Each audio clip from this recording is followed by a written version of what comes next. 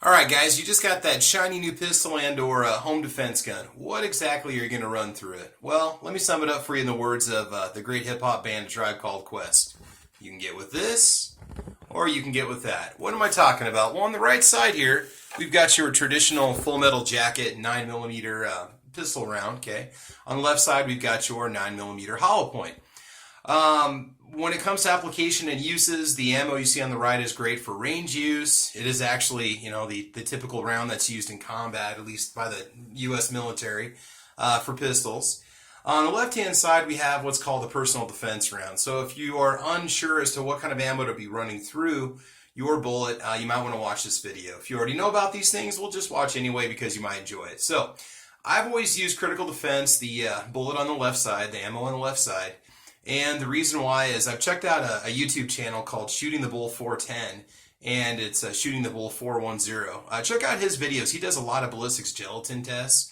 And again, you're going to want to argue and say, well, ballistics gelatin isn't a real world practice, whatever. Okay, fine, that's fine. Me, I want to see what a bullet's going to do to an attacker, an assailant, and I want to make sure that's going to work.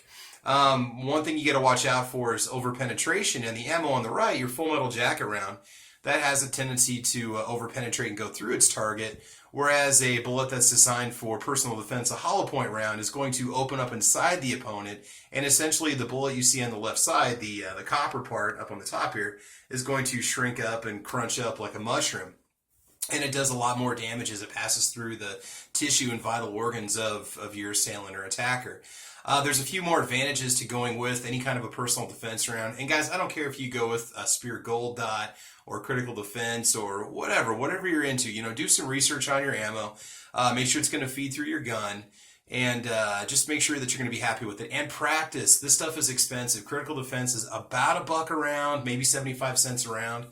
I highly recommend that you practice with it. Make sure your gun's going to feed it correctly. Because even my own concealed carry pistol, my Sky CPX2, if I don't charge that first round with a little bit of authority or release the slide with the button, it can have some issues feeding that first round because of that little red spot that you see on the end of the ammo there.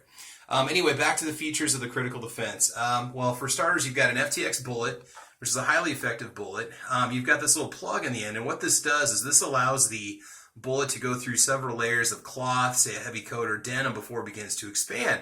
If you get a hollow point that expands too early, it's not going to do as much, I guess you could say, hydrostatic shock or damage, or I don't know the technical terms, as it probably should. So again, that tip in there is going to help ensure that the ammo is going to be as effective as possible. Your full metal jacket round on the right hand side, it just simply passes through your target or whatever you're shooting at. So which could be good or bad. I mean, you could hit a vital organ and drop an assailant or an attacker, or you could just wound that person, or they might not feel anything at all. But for straight up traumatic shock, it's pretty hard to beat what a hollow point's going to do. Other advantages to the critical defense round, you've got the nickel-plated case. Notice that's silver instead of a brass color. That's going to prevent it from corroding, so if you keep it stored in your pistol for years before you ever have to use it, it's going to help ensure that it's going to feed properly. You've also got a lower flash gunpowder that's used in the critical defense round, so if you do shoot at nighttime, you're going to be less likely to be temporarily blinded from the muzzle flash coming out of the end of your barrel. As for feet per second and energy, these two rounds are relatively close. The critical defense puts out about 15 or 20 more feet per second at the barrel versus the federal ammunition. But really, guys, it depends on the barrel length. It depends on the chronometer that they use to test it. I mean, you want to watch some independent tests on YouTube just to see how the ammo actually performs. But if you're buying ammo for home defense, okay, I highly recommend that you get a self-defense round. And also, you don't want a bullet that's going to pass through its target, because if it does, it's going to keep on going until it hits something that's going to make it stop.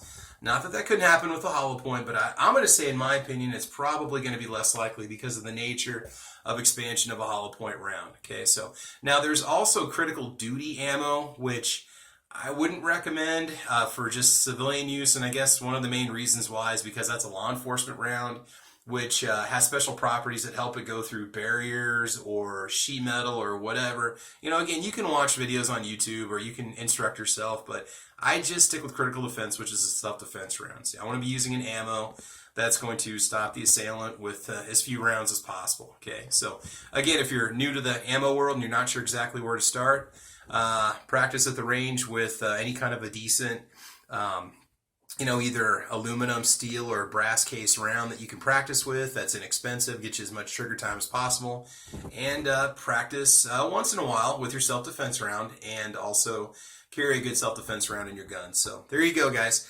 This is Travis P11. I hope you liked the video. If you do, like, subscribe, check me out on Twitter and Instagram. And again, I'll just keep adding videos to the channel. And thanks for watching. I hope you enjoy this video.